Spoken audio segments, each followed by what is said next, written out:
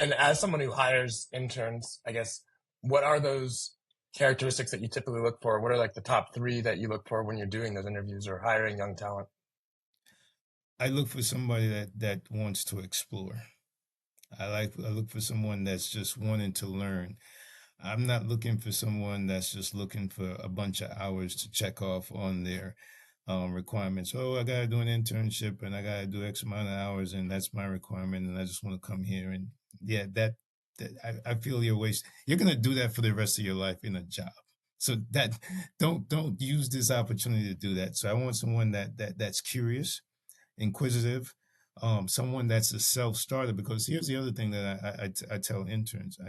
Typically I say you're this internship, we're not here, especially from my perspective, I'm not here to have you work 40 hours a week, sit down, head in front of a computer. I'm not going to give you that much work because that's you're not going to get the experience. I'm going to give you work. You're going to get assignments and things to do, but there is going to be some time where maybe the rest of my team is busy knee deep in somewhere and you may not be able to contribute.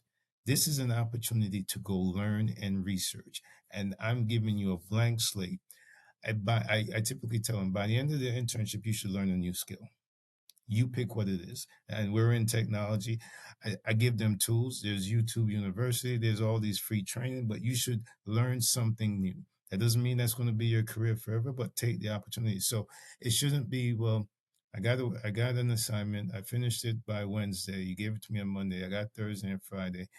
I don't really know what to do. I want someone that's a self starter that's going to fill their time by being inquisitive.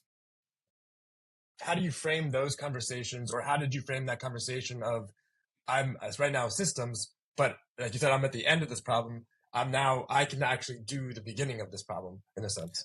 It's about believing in yourself, having confidence in yourself, and stepping out of your comfort zone. Now, that doesn't mean that the first time you try to sell yourself, that person might buy it.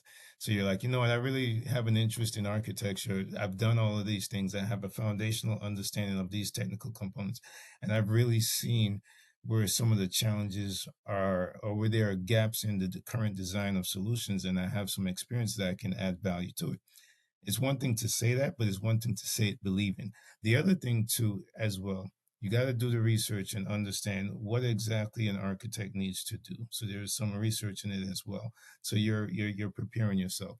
The third piece of it is, and this is where building relationships and building networks come into play.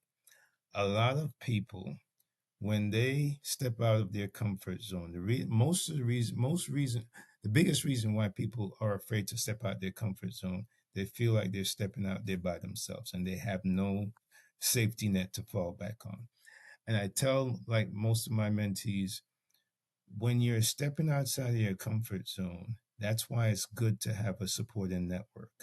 Because even if you take a chance and you say, you know what, I sell myself, I want to take this challenging project, and that you get it, then you're like, oh crap, all right, I got it now. What am I going to do? That's why you have a supportive network. You lean on your network. You build your network not because you need it right now. You build a network for the future. So you don't just like build relationships just because it's transactional. Can you talk a bit about? I know you were, I think you're now the vice chair or chair of the organization, but I'm sure that started much more organically before that. Like, how has something like that been a part of your life? And then also like talking about that network starts to kind of grow that over time. And again, I think maybe touching upon like the patience to let it grow rather than it's kind of an immediate help. It kind of goes back to wanting to add value to somebody else's life in some way, shape, or form. I'm a big fan of giving back. I'm a part of a lot of different organizations that are tech focused, but they give back in charity to the community. And what a lot of people don't realize, and this is a great way to network, especially for a college student, these organizations have major heavy hitters from leadership perspective because people care, leaders care about, they've had success in their career, they want to give back in some way, shape, or form. So you might say, you know what, I'm going to go volunteer at this organization, um do something, and you might be standing next to the CEO or CIO of a company, And what is the common topic? This volunteer activity that you're doing. And then you say, well, you know what, I'd like to get more involved. And before you know it, you're a staple at all the events, you're volunteering. Everybody knows you, not because of any work, but they just know that you're passionate and you're giving back. And that's how you build yourself up. That's how I've grown in these organizations.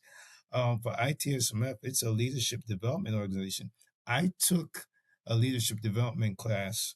That's how I got connected with it, and I really like what they were about. And I started volunteering on different committees, and ultimately got on the board. And yeah, rose up to the because again, it's all about giving back, adding value. Now I have some of the most powerful friends that I've met who lead large companies, and that wasn't the goal. It was just organic relationships.